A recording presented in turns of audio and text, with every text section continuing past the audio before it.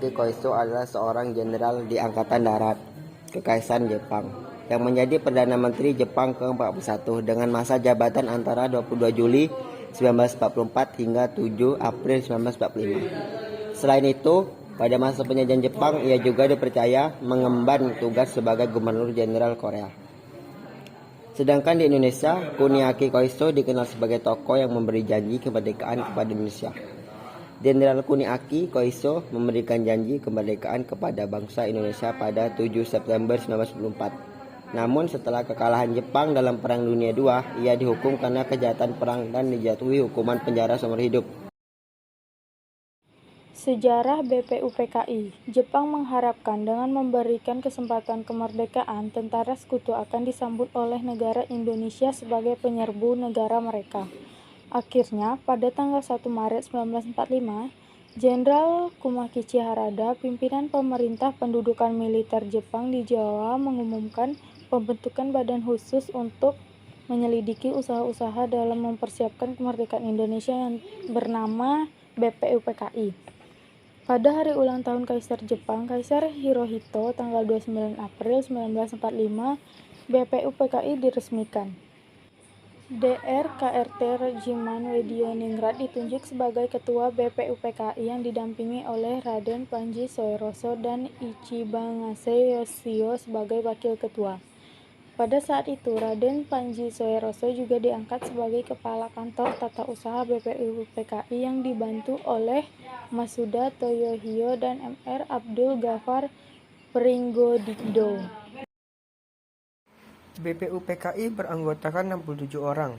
7 anggota dari BPUPKI adalah anggota istimewa. Mereka adalah perwakilan dari pendudukan militer Jepang. Namun, ketujuh anggota tersebut tidak memiliki hak suara, hanya jadi pengamat saja. Selama berdirinya BPUPKI, telah diadakan 2 kali sidang dan pertemuan-pertemuan tidak resmi oleh panitia kecil. Sidang pertama dilakukan pada tanggal 29 Mei 1945 sampai 1 Juni 1945. Pada sidang pertama ini, Indonesia mendapatkan rumusan dasar negara. Rumusan dasar negara tersebut diberikan oleh 3 tokoh utama pergerakan nasional Indonesia, yaitu Profesor Muhammad Yamin, Profesor Dr. Suepomo, dan juga Insinyur Soekarno. Gagasan 5 sila dasar itu diberi nama oleh Insinyur Soekarno dengan istilah Pancasila. Sidang BPUPKI pertama itu dikenang sebagai detik-detik lahirnya Pancasila. Maka dari itu, setiap 1 Juni diperingati sebagai hari lahir Pancasila. Pidato yang diberikan oleh Insinyur Soekarno menjadi tanda bahwa berakhirnya masa persidangan resmi yang dilaksanakan oleh BPUPKI. Sejarah PPKI. Panitia Persiapan Kemerdekaan Indonesia dalam bahasa Jepang disebut Dokuritsu Jumbi Inkai. PPKI memiliki tugas yaitu melanjutkan hasil pekerjaan dari BPUPKI. Sementara BPUPKI adalah badan khusus untuk menyelidiki usaha-usaha dalam mempersiapkan kemerdekaan di Indonesia. Setelah sidang kedua BPUPKI pada tanggal 7 Agustus 1945, BPUPKI resmi dibubarkan. BPUPKI dibubarkan karena dianggap telah berhasil dalam menyelesaikan tugasnya untuk menyusun rancangan Undang-Undang Dasar Negara Indonesia.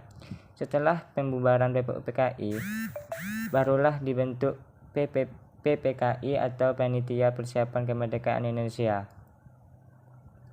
PPKI sendiri diberikan tugas untuk 1. Menyusun dan mengesahkan konstitusi, 2. Menyusun dan mengesahkan dasar negara, 3. Mempersiapkan dan membentuk pemerintahan, 4. Memperjelas wilayah-wilayah Indonesia. Pada sidang pertama ini menghasilkan keputusan 1. Mengesahkan UUD 1945, 2. Menetapkan Soekarno sebagai Presiden dan Mohatta sebagai Wakil Presiden, 3. Membentuk Komite Nasional. Sidang kedua PPKI.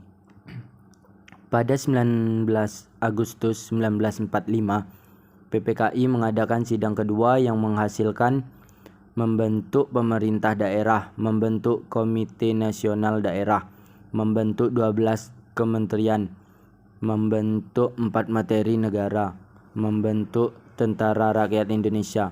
Sidang ketiga PPKI. Pada tanggal 22 Agustus 1945, PPKI mengadakan sidang ketiga yang menghasilkan keputusan-keputusan seperti menetapkan Komite Nasional Indonesia Pusat atau KNIP, membentuk Partai Nasional Indonesia atau PNI, membentuk Badan Keamanan Rakyat atau BPR,